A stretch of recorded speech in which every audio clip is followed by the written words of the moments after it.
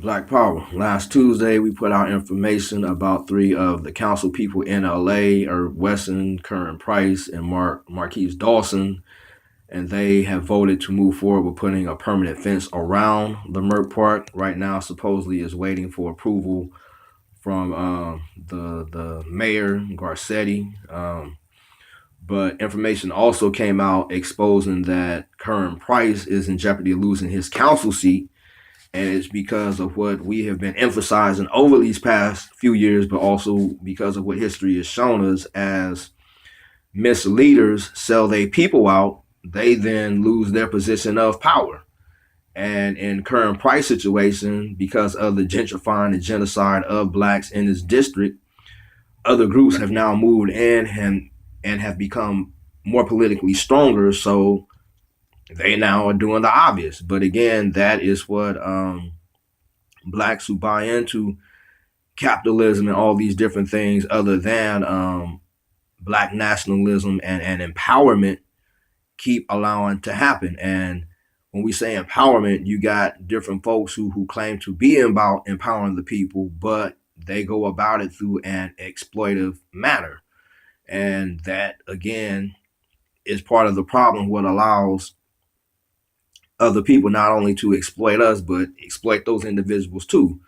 So right now, as urgent of a situation we are in, a state of emergency, these aren't things we can conveniently have drawn out discussions and wait for different people to get their shit together. I mean, at this point, if it's not registering within their spirit and conscience, things that have to get done, and they choose to could continue to participate in the mass murdering of our people, whether we talking about the black police, black sheriffs, black politicians who are okaying those policies, whether we're talking about the displacement of our people, again, the politicians, the black financial institutions, other people who are in positions of hoping to either sustain or displace our people, or any level of it. The enslavement of our people, black judges, black attorneys, again, black slave catchers, and others are participating in that. So if people aren't awakening and first owning up to their role and then holding themselves accountable and then engaging in the correct steps to resolve these issues, then we have to see what side of this they're on. Um, Speaking of the Leimert Park issue in specific, yesterday yesterday we were invited to a meeting by a group that calls themselves the Leimert Park Village CRENSHAW Commons. They were having meetings every Monday, but now it's the first Monday and the third Thursday every month. On Mondays, they still meet over in the Vision Theater. We had actually went to one of their meetings last September after a fence was put around Leimert Park temporarily over the Labor Day weekend, but also one had went up last June when Hillary Clinton came campaigning in LA. But both times, rumors went that there would be a permanent fence coming, and now, we see, as we predicted, that the blacks within positions to stop or say or do something are the main ones leading that charge. So we encourage everyone to come to this meeting either this Monday at 10 a.m. in the Vision Theater.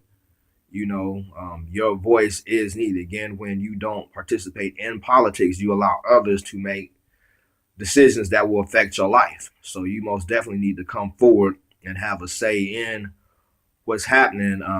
Last September when we went, it got ugly because a lot of the ones who were in there had pretty much all agreed that the homeless folks in the park were a problem. They agreed that the street vendors needed to be cleaned up or further tax shut down, whatever. And we went and spoke on their behalf.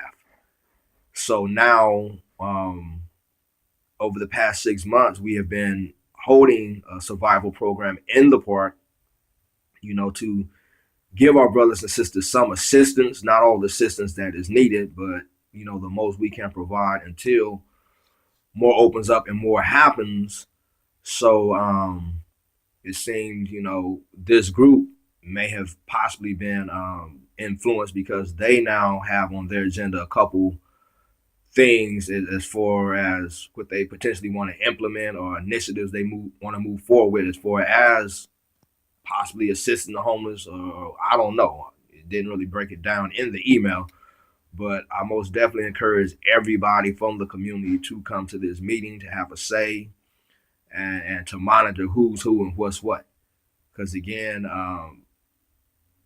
some amongst us, no matter whether they claim to be a part of the movement, claim to be conscious, claim to be revolutionary, whatever, if they are still willing to allow outside interests to have the best of us, including themselves again, that's suicidal. So we have to take the necessary measures to neutralize any power influence these individuals may have to allow that to happen.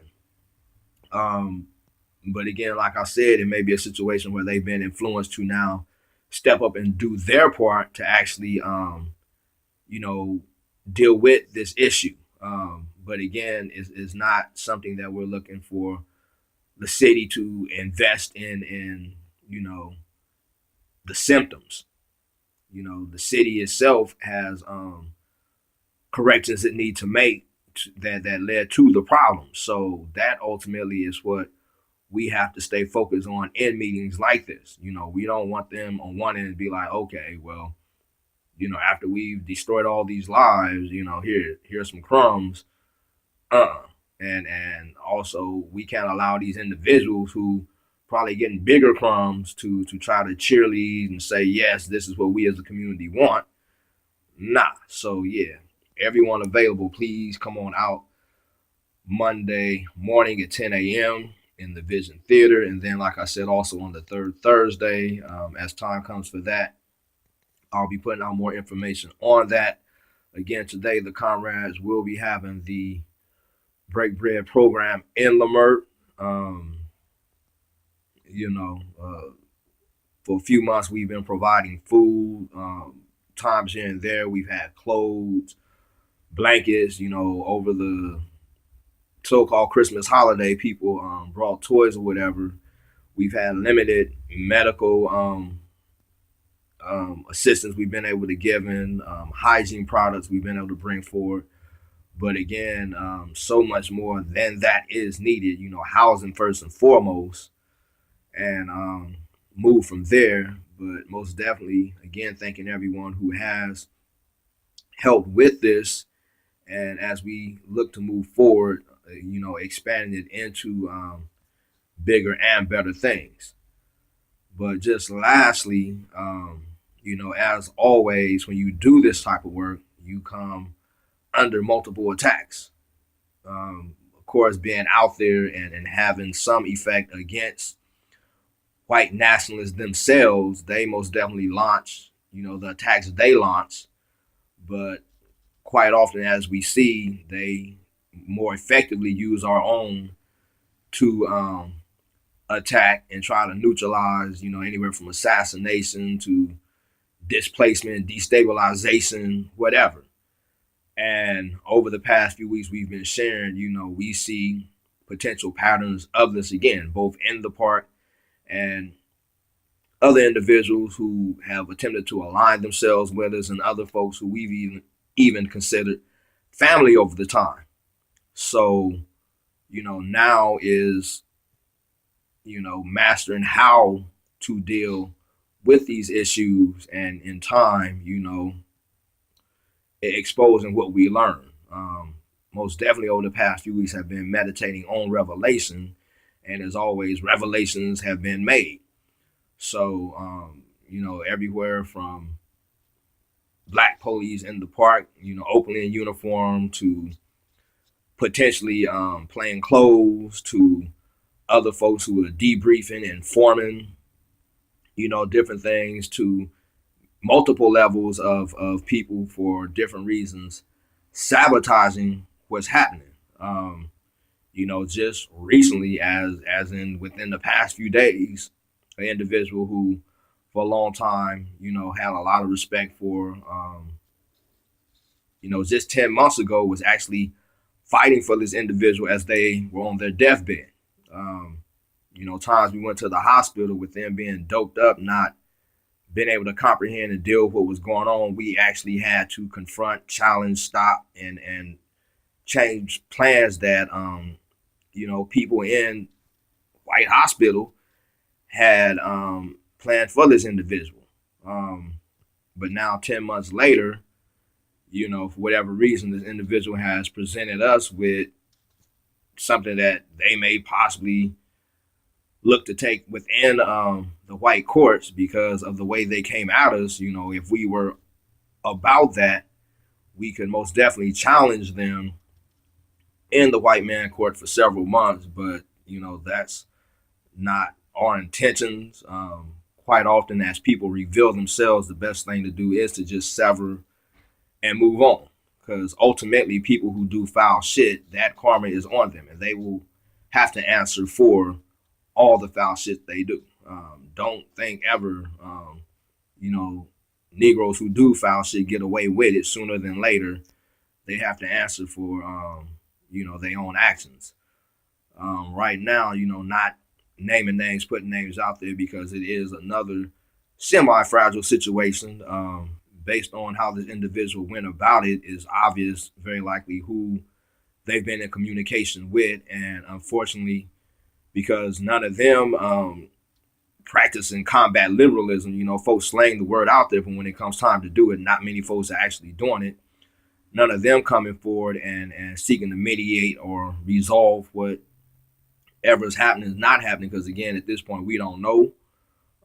Just last week, this person in our face, not saying anything, but then go several hundred miles, if not 1,000 or so miles away, then having to make a phone call and later send somebody with paperwork, potentially bring us into white people's courts. That's, unfortunately some bullshit. But like I said, in time, further exposing what exactly is happening, because many of us have to deal with it, where you stay more true to liberating yourself from these institutions of white nationalism, and that ultimately it's us taking care of us, then first and foremost it's about us openly communicating with each other. But then you also know by no means do you pull in the white man, the white man's police, or try to drag each other into the white man's court. We establish, our own means of dealing with shit. And again, it's very simple as communication. It don't take big drawn out, meetings and tribunals and all this other shit. Quite often, it's just simply communicating with folks. But when you can't do that for whatever reason, it exposes a lot. And unfortunately, this is an individual who has a voice in the community, so-called professional voice, a person who is now considered as a priest. So you figure if they can't, deal with issues of communicating, if they can't deal with things without having to drag it into, white people's court or white person institution, then that's not a person who really needs to be in a position of leadership amongst our people, because they are still depending on things that handicap us, things that stop us from progressing. So, unfortunately, that is the state of a lot of our people, whether it's pathologically, whether it's spiritually. But when we identify, we have to deal with it accordingly. But most definitely, we have to deal with it within ourselves. And part of that is having strong enough people around you who will communicate to you truly about what they see, good, bad, and ugly, and then having the strength to take in that information and correct it. So history has shown us, those are the roots of how white nationalism has exploited our people. So until we can overcome those things, those exploitations will continue to happen. So salute to all of y'all again that's out there doing the different things. The Uhuru movement, you know, they've been pushing the issue of the three drowned sisters. But again, you know, um, Chairman O'Malley, he goes way back. You know, he's been one of the more solid ones in the movement for a long time. So most definitely salute to him, but also a lot of you newer folks who are out here doing it. And again, you know, like I was saying last week, we have to know with us being under the attacks we're under, with the attempts to wipe us as a people off the planet, we have to communicate more than just ideas, more than just what we think we know about history or beliefs, but actually start focusing our attentions and our people attention and our efforts towards resolving these attacks, fortifying means to deal with these attacks, ending the genocide, ending the displacement, ending the enslavement of our people, building our economies, most definitely building our self-governance. All power to the people.